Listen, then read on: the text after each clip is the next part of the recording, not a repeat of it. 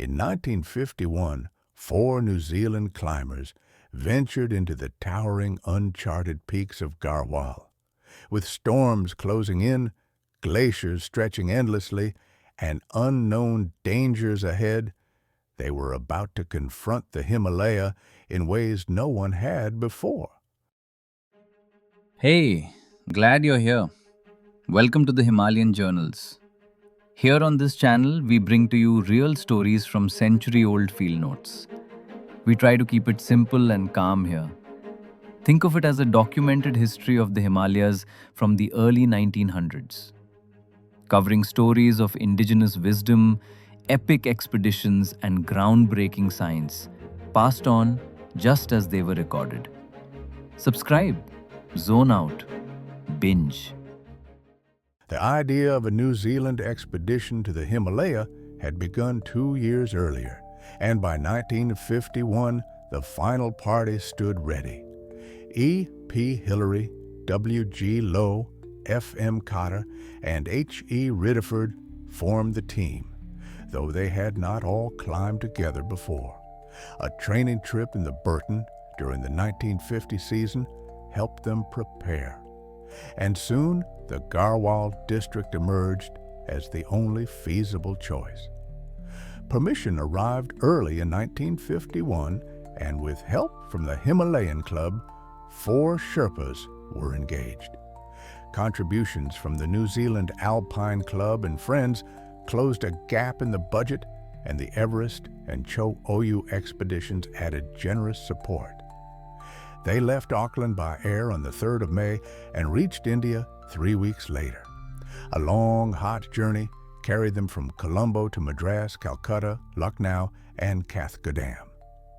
Business was slow, and they spent hours arranging money in a Calcutta bank.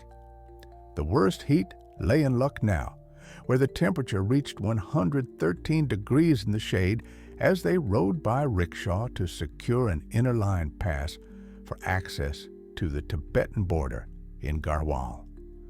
On the 30th of May, they reached Ranikhet, a cool hill station in the pines, looking across terraced valleys to distant Nanda Devi and Trisul. There was much to be done. Loads were sorted, coolies engaged, and food bought in the bazaar. 4 Sherpas arrived: Pasang Dawa Lama, Nima, Thundu, and Ila Tenzing. Pasang, capable and English-speaking, became invaluable. On June 2nd, the party began the 10-day walk to Badrinath with 30 Dochial coolies crossing deep valleys and high passes, including the Kauri Kal at over 12,000 feet. When they reached Badrinath, the Satopanth Glacier lay near, and Nilkanth rose only 5 miles away. Here, the coolies were paid off and supplies sorted for their first attempt. Nilkanth and Mukut Parbat were their main objectives. 11 Mana porters were hired for the Satopanth approach. The valley was barren before the monsoon, dominated by Nilkanth and Gaukamba. Afternoon clouds brought heavy snow, and the west ridge of Nilkanth looked difficult. Still, the team reconnoitered and climbed to the snow col at 18,500 feet in a single long day. Deep snow slowed them, and storms pinned them down. On 21st June, they tried for a virgin peak of 20,550 feet, but were too weak to continue. A cornice crack gave them a sharp warning. They turned back and soon decided to retreat to Badrinath for rest.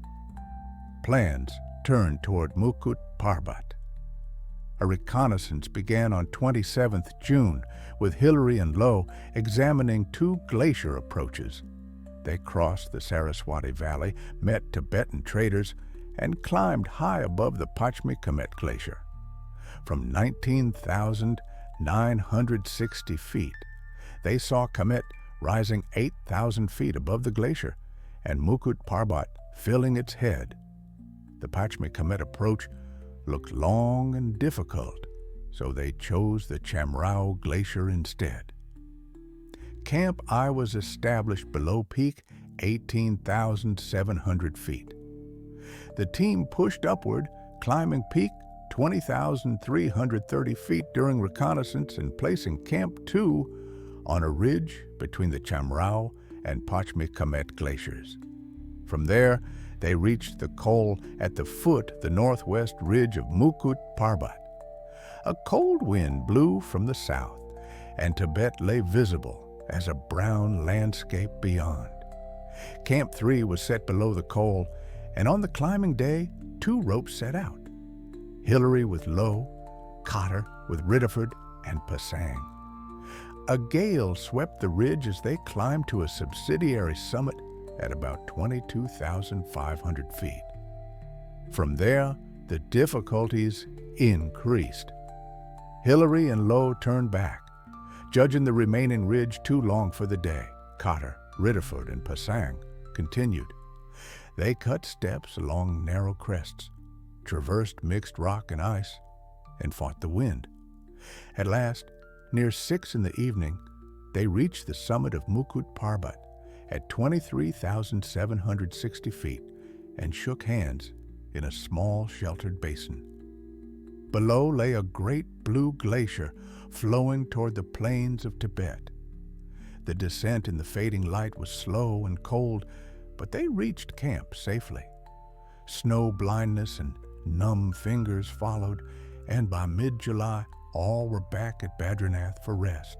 In the final weeks, they climbed further peaks, including 22,180 feet and 20,760 feet. Though storms and deep snow limited their efforts. At last, with food and fuel nearly finished, they packed their equipment, hired horses for the return, and began the long journey down the pilgrim tracks toward Ranikhet. A cloudburst had washed away part of the route, and ropes were rigged across a collapsing slope. The crossing was dangerous, but all made it through. Soon after they reached Ranikhet, news awaited them. 2 members were invited to join Shipton's Everest party, and so their months in Garhwal ended, marking not a conclusion, but the quiet beginning of greater Himalayan journeys still to come.